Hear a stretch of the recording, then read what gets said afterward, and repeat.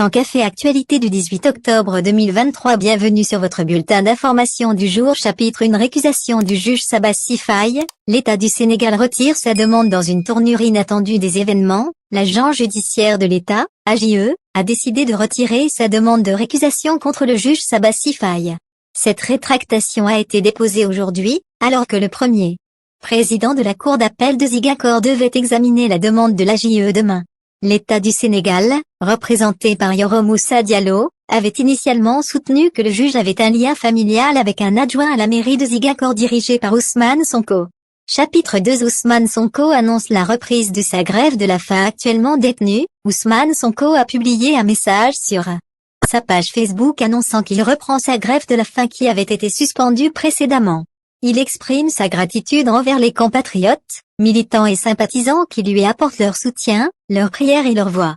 Il appelle à un engagement, une détermination et une solidarité accrue face à ce qu'il qualifie de dictature qui n'a plus que 5 mois restants.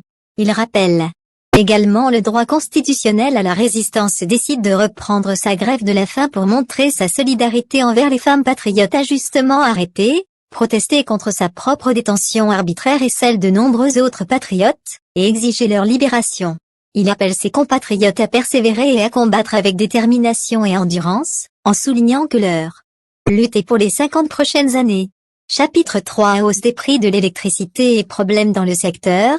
Les boulangers demandent une augmentation du prix de la baguette de pain. La Fédération nationale des boulangers du Sénégal, FNBS, a tenu une conférence de presse pour mettre en évidence les difficultés croissantes auxquelles le secteur est confronté.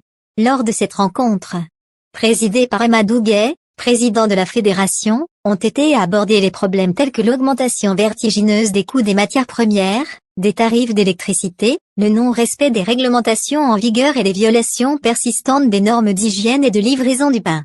Pour faire face à ces nombreux problèmes, les boulangers ont annoncé qu'ils tiendront une réunion pour demander une augmentation d'au moins 50 francs sur le prix actuel de la baguette de 200 grammes. 4 accidents mortels à Tasset-Peul, 2 tracteurs impliqués dans la mort de 3 élèves et de 3 blessés, dont un grave.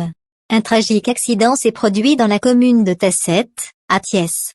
2 chauffeurs de tracteurs de Toubafri ont causé la mort de 3 élèves résidant à Tasset-Peul et ont blessé 3 autres personnes, dont une grièvement.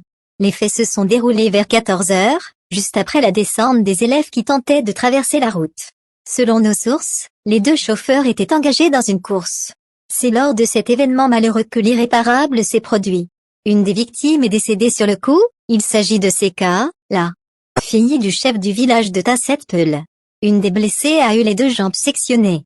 Les corps sans vie ont été transportés à l'hôpital Amadou Sakir Ndigun de Thiès par les pompiers, rapporte Dakaractu. 5 grèves de la faim des détenus politiques au camp pénal. Leurs conditions de détention sont inacceptables. Alioune Tine, fondateur de l'Africa Jom Center, demande la libération des détenus politiques qui observent une grève de la faim illimitée depuis le lundi 9 octobre 2023 à la prison du camp pénal de Liberté 6, à Dakar. Elle réclame une désinfection régulière des chambres, une réduction de la population carcérale, une alimentation saine et équilibrée, entre autres. Libérer les femmes détenues politiques en grève de la faim pour des raisons humanitaires. Demande Alioune Tine, fondateur de l'Africa Jom Center. Selon Alioune Tine, leurs conditions de détention sont inacceptables. Les libérer permettrait de calmer et d'apaiser le jeu politique et électoral. Les libérer permettrait de redonner du sens à une compétition politique saine, ajoute-t-il, rapporte Senego 5 bis. Verdict rendu pour El Hadj Malick Ndiaye, le parquet débouté sur le mandat de dépôt.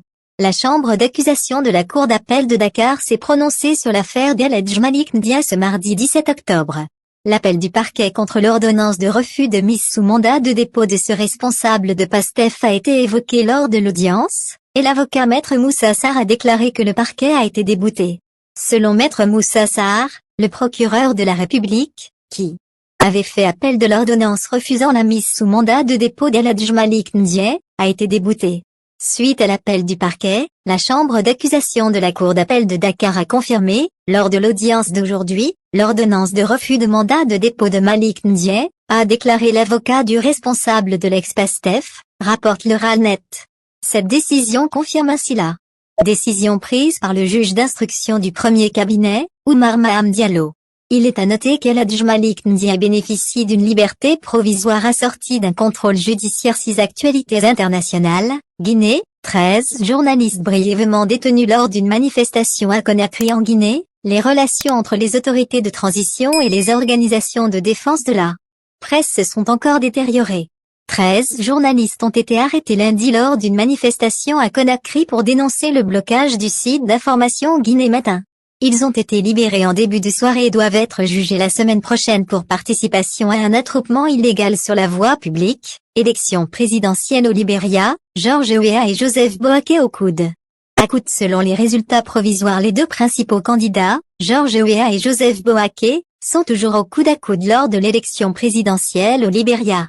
Sur la base de 98,50% des bulletins dépouillés, il est déjà certain qu'il y aura un second tour, qui devrait se tenir au début du mois de novembre.